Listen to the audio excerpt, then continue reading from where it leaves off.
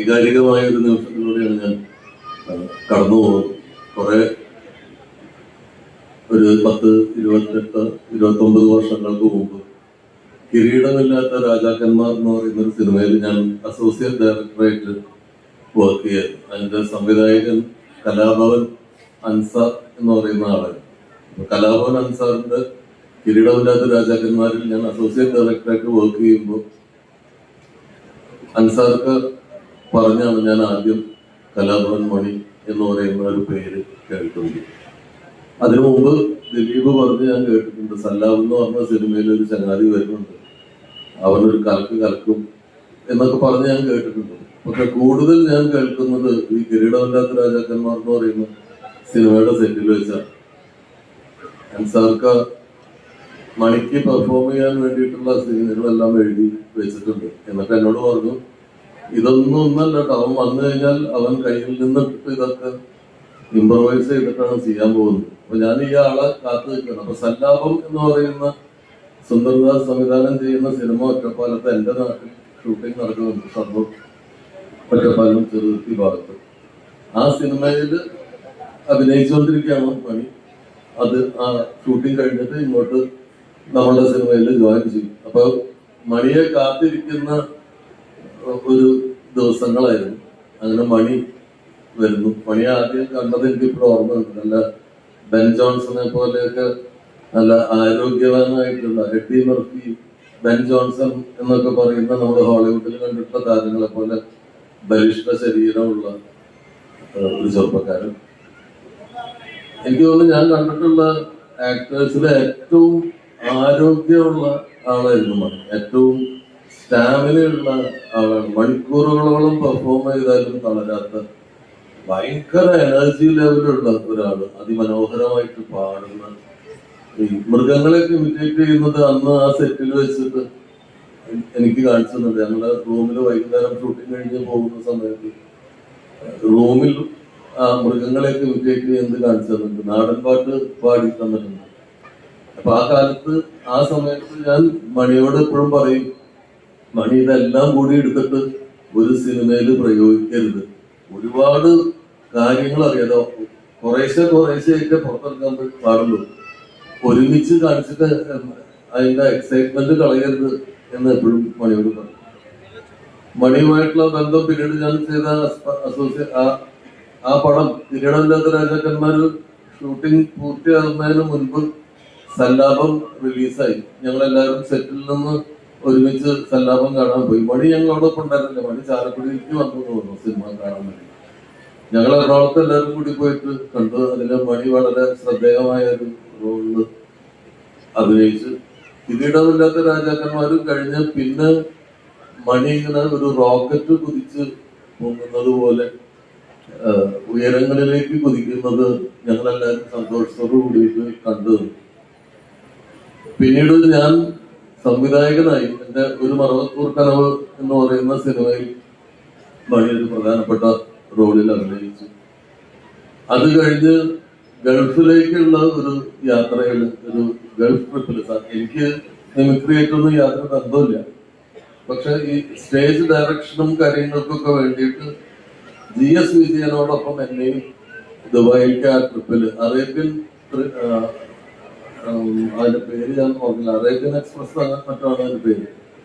ആദ്യത്തെ ട്രിപ്പ് 1999 ആ യാത്രയും മറക്കാൻ പറ്റാത്ത യാത്രയാണ്. അതില് ആ യാത്രയെ മുഴുവൻ സജീവമാക്കി നിർത്തിയിരുന്നത് മണിയുടെ ഒരു പ്രസൻസ് ആയിരുന്നു. മണി ഈ സ്റ്റേജിൽ 18ഓളം സ്റ്റേജിൽ മിഡിൽ ഈസ്റ്റിൽ മുഴുവൻ ഞങ്ങൾ യാത്ര ചെയ്തിട്ടായിരുന്നു ആ പ്രോഗ്രാം അവതരിപ്പിച്ചത്. അപ്പൊ പല യാത്രകളും ബസ്സിലാണ്, ലോങ് ഡിസ്റ്റൻസിൽ ബസ്സിലാണ്. UAE-യുടെ അടുത്ത് ഫിജേറ അല്ലെങ്കിൽ എന്നൊക്കെ പറയുന്ന സ്ഥലങ്ങളിലേക്കൊക്കെ ബസ്സിലാണ് പോവുക. ആ ബസ് യാത്ര മുഴുവൻ ഒരു മൈക്കുണ്ടാവും ബസ്സിനകത്ത്. സ്റ്റേജിൽ വലിയ ഒരു 3 മണിക്കൂർ നീണ്ടു നിൽക്കുന്ന ഒരു പ്രോഗ്രാം അവതരിപ്പിക്കാൻ പോവാണ്. ബാക്കി എല്ലാവരും ചെറിയൊരു മയക്കത്തിലേക്ക് എനർജി സേവ് ചെയ്തിട്ടും ഒക്കെ ഇരിക്കുമ്പോൾ മണി ഈ യാത്രയെ മുഴുവൻ സംഭവകരമാക്കുന്ന, ആസ്വാദ്യകരമാക്കും. എന്റെ ഏറ്റവും രസമുള്ളൊരു ഓർമ്മ, പിൽക്കാലത്ത് എന്റെ ശബ്ദം മിമിക്രിക്കാര് ഒക്കെ ഇമിറ്റേറ്റ് ചെയ്ത് ഈ പിഷാരടി അടക്കമുള്ള ആളുകൾ വേദികളിൽ അനുകരിച്ചിട്ടുണ്ട്. പക്ഷെ എന്നെ ആദ്യം ഇമിറ്റേറ്റ് ചെയ്യുന്നതും എന്റെ ശബ്ദം ഇത്ര വൃത്തികെട്ടതാണെന്ന് തന്നെ മനസ്സിലാക്കി തരുകയും ചെയ്തത് മണിയായിരുന്നു. മണി ഈ ബസ് യാത്രയില് സ്ഥിരമായിട്ട് മണിയുടെ ഒരു ഐറ്റം എന്റെ ശബ്ദമായിരുന്നു. ഈ രാത്രി ഒരു കല്യാണ വീടിന്റെ തലേന്ന് രാത്രി പുലർച്ചെ ഒക്കെ ഉള്ള ആ വീട്ടിലെ ശബ്ദങ്ങൾ മണി മനോഹരമായിട്ട് ഇമിറ്റേറ്റ് ചെയ്യും. അപ്പൊ പകുതി ഉറക്കത്തിൽ ഉണർന്നു കിടക്കുന്ന ആൾക്കാർ അന്ന് വീടുകളിലായിരുന്നു സദ്യവട്ടമൊക്കെ ഉണ്ടാക്കുന്നത്. എല്ലാവരും ഒരുമിച്ചാണ് ഉണ്ടാക്കുന്നത്. അപ്പൊ ഈ പാചകക്കാർ തമ്മിലുള്ള സംസാരം, അതില് തേങ്ങ ചിരകുന്ന ആള്, ആ തേങ്ങ ചിരകുന്ന ആൾക്ക് എന്റെ ശബ്ദമായിരിക്കും. അങ്ങനെ മണി ഇമിറ്റേറ്റ് ചെയ്തിട്ടാണ് എന്റെ ശബ്ദം ഞാൻ ആദ്യമായിട്ട് കേൾക്കുന്നത്.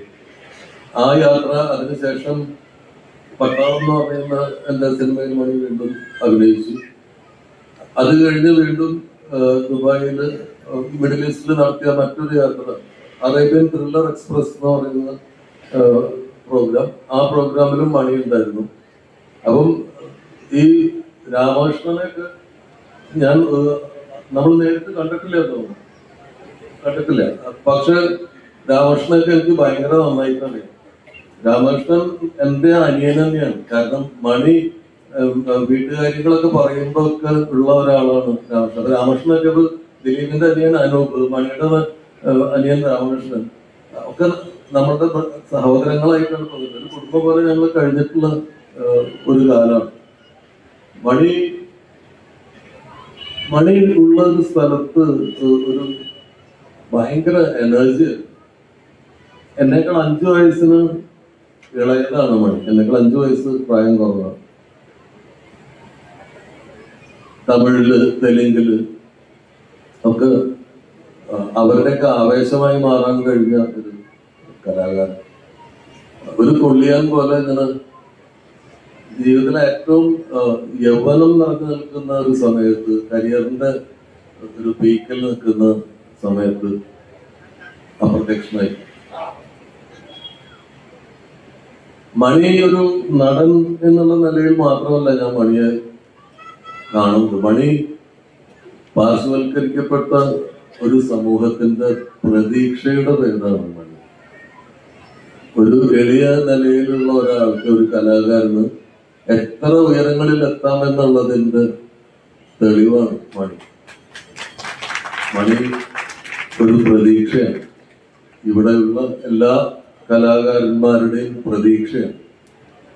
ശ്രമിച്ചാൽ ദൈവാനുഗ്രഹം കൂടി ഉണ്ടെങ്കിൽ നിങ്ങൾക്ക് എത്ര ഉയരങ്ങൾ വേണമെങ്കിലും കീഴടക്കാം എന്നുള്ളതിന്റെ തെളിവാണ് മണി. ചില ഈ ചൈൽഡ് പ്രോഡിജി എന്നൊക്കെ പറയുന്ന പോലെ ചെറിയ പ്രായത്തിൽ തന്നെ അതിഭയങ്കരമായ കഴിവുകൾ പ്രകടിപ്പിക്കുന്ന കുട്ടികളെയൊക്കെ കാണുമ്പോൾ എനിക്ക് പേടി തോന്നും. കാരണം അത്തരം ആളുകളുടെ ജീവിതം ഒരു മെഴുകുതിരിയുടെ 2 വശവും കത്തിക്കുന്ന പോലെയാണ്.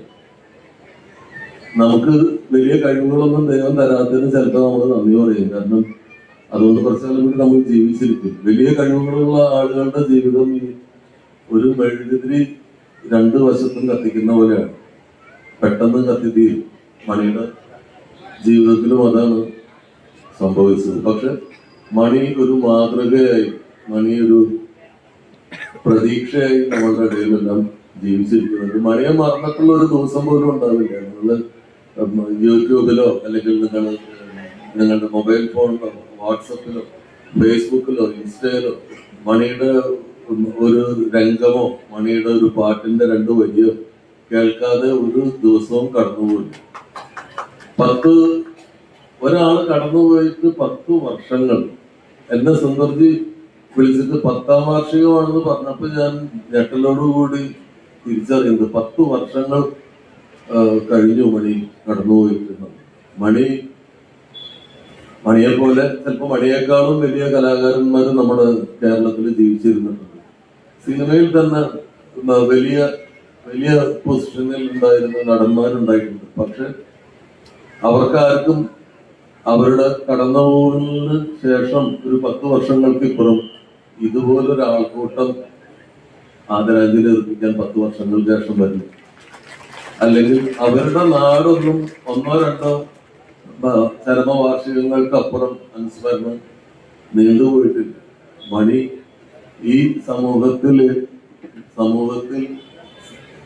ചെയ്ത ഒരു സ്വാധീനം, മണി നേടിയ ഒരു സ്വാധീനം, മണി നേടിയ സ്നേഹം, മണി നേടിയ ആരാധന, അതിന്റെ ജീവിക്കുന്ന തെളിവാണ് ഈ എന്റെ മുമ്പിലുള്ള പുരുഷാരം. ചാലക്കുടിക്കാർക്ക് നന്ദി. മണിയെ ഇപ്പോഴും നിങ്ങളുടെ ഹൃദയത്തിൽ കൊണ്ടു നടക്കുന്നതിന്, മണിയെ സ്നേഹിക്കുന്നതിന്, വളർന്നു വരുന്ന എല്ലാ കലാകാരന്മാർക്കും വേണ്ടി മണി ഒരു പ്രചോദനമായിട്ട് ഇവിടെ ഉണ്ടായിരിക്കട്ടെ.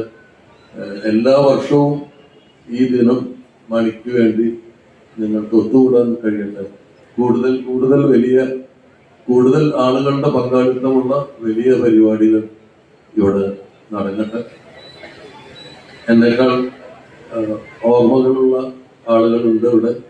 മണിയെക്കുറിച്ച് കൂടുതൽ അടുത്ത് സ്റ്റേജിലൊക്കെ ഒരുമിച്ചുണ്ടായിരുന്ന ഷാരടിയുടെ വാക്കുകൾക്കാണ് നിങ്ങൾ കാതർത്തിരിക്കുന്നതെന്ന് എനിക്കറിയാം.